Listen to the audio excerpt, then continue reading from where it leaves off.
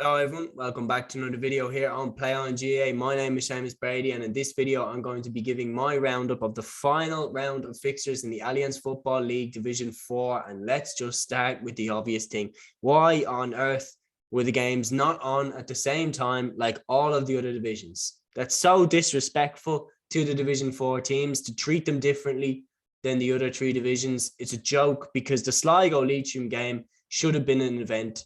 It should have been packed out with the opportunity for Sligo to get promoted. But as it turned out, they knew going into the game they had no chance of getting promotion, and it turned out to be a dead rubber of a game. And let's start first with this dead rubber of a game. Sligo beating Leitrim by 216 to 210, but thanks to the fixture schedule, it didn't matter. Brace of first half goals from full forward Patrick O'Connor for Sligo. Also in that, Jack Heslin and Keith Byrne goaled for Leitrim. All those goals came within the first 14 minutes. So it was a brilliant start to the game. Then on 26 minutes, Keith Byrne was sent off. And on 40 minutes, midfielder Sean Carabine was sent off for Sligo. That could have big implications because Sligo go away to New York and Leitrim play against London that they lost to in the Allianz League. And now they're without their talismanic forward, Keith Byrne. So that's massive. It was tit for tat in the rest of the second half after the opening quarter with the 4 goals. Sligo led at halftime by 2-6 to 2-5. In the second half, Nathan Rooney, Alan Riley and David Quinn all were on the score sheet for Sligo. Later on in the game, Eamon Kilgallen made a brilliant save from Evan Sweeney to keep Leitrim at bay. Ryan O'Rourke and Emlyn Mulligan were important for Leitrim in the second half. In particular, Emlyn Mulligan came off the bench to hit 2 points, but Sligo's superior firepower got them over the line, and they were without Niall Murphy, and of course they lost Carabine to that red card on 40 minutes. In the other games in Division 4, Tipperary secured their promotion place, beating London by 114 to 12 points. Mark Russell hit the goal on 21 minutes after being set up by Kevin Fahey. Connor Sweeney and Mikey O'Shea were also impressive. O'Shea hit 2 points. Sweeney, as ever impressive as he always is. Kevin Fahey, as I mentioned, hit 2 points, and his second point put Tipperary 8 points ahead. But London fought back after the Sean O'Connor point, with Matthew Walsh, Conal Gallagher and Liam Gavigan scoring all in a row. And at halftime, it was 1-8 to 6 points for Tipperary. In the second half, Stephen Dornan blazed a goal chance over the bar, and Liam Gavigan had his shot saved by Michael O'Reilly. So London did scare Tipperary. Tip were very reliant, I thought, in the second half on the frees of Connor Sweeney and Sean O'Connor. A substitute point from Stephen Quirk sealed it though for Tipperary, who now will face Cavan in the Division 4 final. Speaking of Cavan, they finally put a hammering on a team in Division 4, as I was expecting them to do in pretty much every game. They beat Waterford by 321 to 10 points in Breffni Park.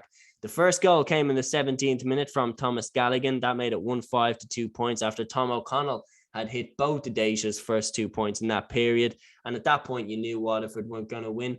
In the 28th minute, Dacia had a goal chance. David Hallahan blazed wide, though. A Cavan goal chance just on half-time could have made it even worse, but Pádraig Faulkner screwed wide. In the second half, Gerard McKiernan really showed his glass. He was excellent throughout the whole game, hitting a goal in 5. His goal came right at the end of the game after Cavan O'Reilly had also hit a goal in the 68th minute, and it finished Cavan 321, Waterford 10 points. In the final game, then in Division 4, Carlow and Wexford played out a draw. Mark Rossiter snatching a draw for Wexford with the last kick of the game from a close-in free. Wexford started off brilliantly with 5 brilliant scores from Niall Hughes, Owen Nolan, Tom Byrne with 2, and Donald Shanley.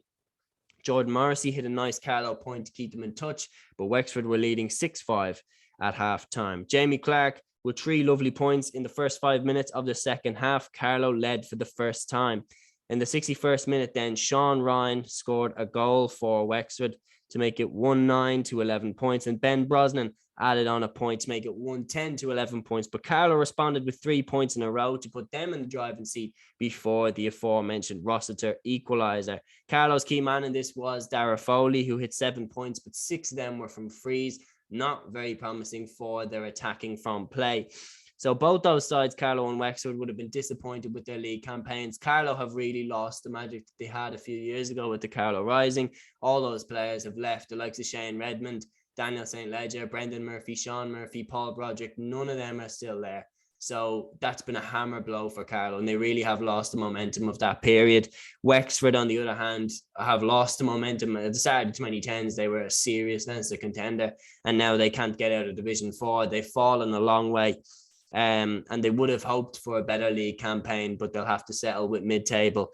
They finished there, Carlow 14, Wexford 1-11, as I mentioned. So it's Cavan and Tipperary in the Division 4 Allianz Football League final. I'm going to be doing a full preview of that game. Make sure you tune in for that. I won't say who I'm thinking I'm going to win, who I think is going to win. I'm tired of something. I don't know what's up with my words, but tune in for the preview to get my official prediction on who I think is going to win. And tune in for all the content here on Play On GAA. Subscribe, please. It really helps the channel out. And until the next video, guys, take care.